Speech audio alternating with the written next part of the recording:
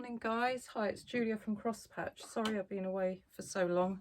Got a bit manic after the last create and craft, and my daughter's doing up a house which I'm helping her do, so it's been 2 weeks or more than 2 weeks. So anyway, hi, welcome, and today we're getting a bit scrappy with it. A while ago I got Handy Andy to make me up these Scrappy Patch templates, and I thought I'd show you what they're all about and a few things I've made with them. So these are the templates. So these are the actual Scrappy templates that you will cut your fabric with. They've got a non-slip background on them, so they're quite user-friendly. And on each template you've got what part of the block it makes, which is also handy. When you've made the block, you've also got a square up template, so you'll find if your seams go a bit skewiff, which they often do with me, you've got something you can square them up with afterwards. Okay, so these are the templates, and I'm going to show you how to cut with them. So let's get some fabric. Now what I recommend you do with the fabric, cut it into 7-inch squares roughly. If you're really canny and you've got one of my 6.5-inch packs, you can just about get them off that, but 7 inches is better. As there's 5 different templates, cut 5 different fabrics. When I cut them, I'm always cutting them off the bolt, so they're facing different ways when you cut them. Now, when you cut them out, I would recommend you place them all facing the right way up if you want all your blocks to have the points pointing in one direction. So here's a finished block.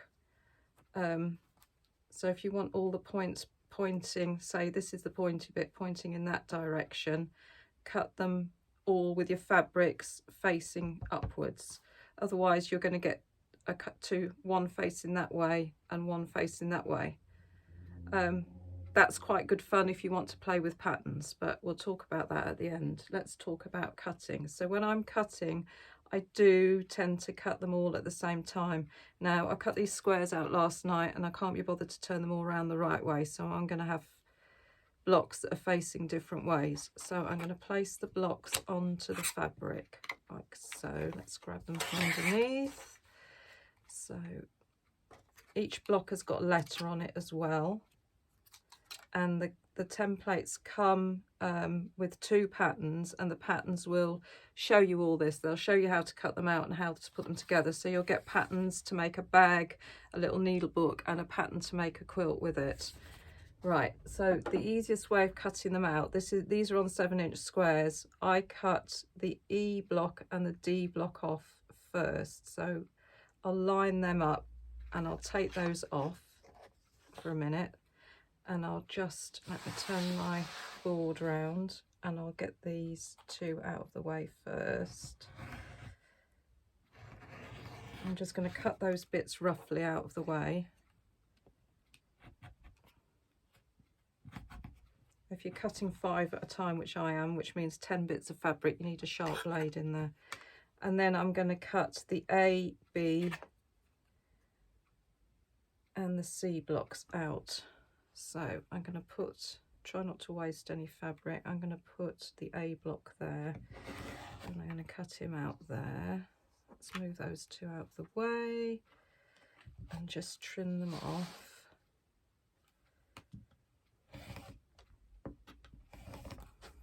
It's quite handy having one of these rotary mats as well to do this.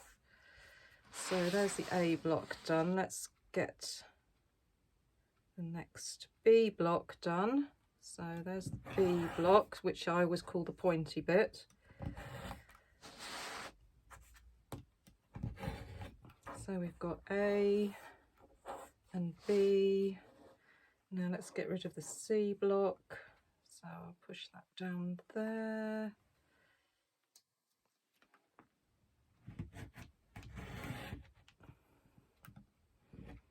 That's the C block done.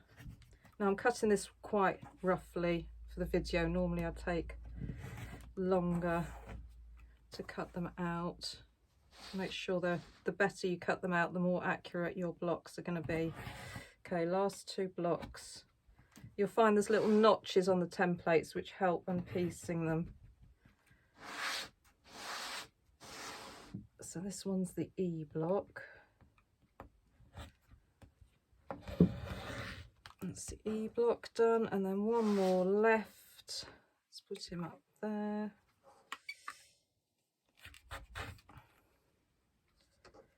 Let's get the D block cut out. Get rid of our rubbish. Right, so that's all cut out. There we go. So you've got all your blocks cut out. Let's get rid of all these bits. Chuck them over there in the scrap bin. Right, at this point, I'm just going to take my templates off the top, put them to the side. So now you've got all the same colour on the top. So you want to be piecing different blocks, different colours on each template. So what I do, I'll say, right, that's going to stay the peachy colour. And then on the second block, I'm going to put the peach to the bottom. On the third block, I'm going to put the peach and the spot to the bottom. On the fourth block, I'm going to put the peach, the spot and the flowers to the bottom. And on the final one, I'm just going to take the fabric that's on the bottom and put it to the top, so that I've shuffled my squares. So these are all now cut out, okay? So I usually leave the templates on top, so I know what I'm doing. Right, now we're going to start sewing together. So I prepared all these yesterday. So let's get my pieces of paper. So here's a block that I've cut out. So this is when you take five different pieces of fabric off the top that you've just shuffled. So sort them out onto a piece of paper or on another cutting mat, and start by cutting the bottom two blocks here together. So these are the C and the D blocks, and then sew these top two, so your pointy bit, so A and B blocks together, and then your C block is on its own still down here. Okay, so you've got A, B, D, E and your C. So the next stage after that one is then to join your C to your A and B. So you're now left with two bits. To finish off your block, you sew your D and E to your other three. So you've got these two, sewing them together, and you've got your final finished block. Now when you've got your finished block, it won't be completely square, so you need your square up block, which has completely disappeared now. Where have I put it? There it is, it's under the mat. There we go. So this is the point of the square up block. So you can put that on top, and you can just go round and cut any odd edges off. So if I hold this up to the camera, you can see there's lines on the block that will completely match up with your each individual piece. And as you can see, there's some bits around the edge I would need to trim off to get my final block. Once you've got your final block trimmed, you'll end up with lots of blocks like this that you can join together. So I can show you some ideas of what to do with them. So let's put these to one side. So let's start with something really easy. So let's just use two blocks. Two blocks will make quite a cute little needle book. So I've just got two blocks here. And then I've sort of done a bit of embroidery on them. So I've put a bit of chain stitch, bit of running stitch, bit of blanket stitch. And then I've added some nice little charms to it and a self-cover button. And in the middle, just a bit of felt and some ties. So that's a cute little starter project to do. You can also, with the actual templates, you'll get the patterns for doing a needle book. You'll get a pattern for doing a bag. So here's a tote bag I've made. So that's just 9 blocks on the front and the back. And then again, I've made another little needle book to go with it. So in the pattern, you've got traceable templates for these. I use these heart and flower templates in, well, an awful lot of my projects. And on the cross-patch website, you can find the actual templates themselves if you want to use the actual templates rather than tracing paper all the time. Because if you buy a lot of my patterns, you'll find I use these, so they're really handy to use. I'll just show you what they look like. So again, Handy Andy made these for me. So they're like nesting acrylic templates again. So that's the flower one, and then there's 3 hearts, 3 different size hearts that you can use. So they're on the website under accessories, I believe. The fabrics I've used on these are Acorn Harvest, and on my website there's some Super 7 packs. So Super 7s are basically 7-inch squares, so they come all wrapped up in a pretty organza bag like that. And those are the Acorn ones, and as we're coming into autumn/fall, these are make a really pretty project. Okay, what you also get in the pack is a pattern to make a quilt. So here's a little quilt that I've made. Again, I've used my templates on it, and instead of doing all Scrappy Patch blocks, I've left some just plain.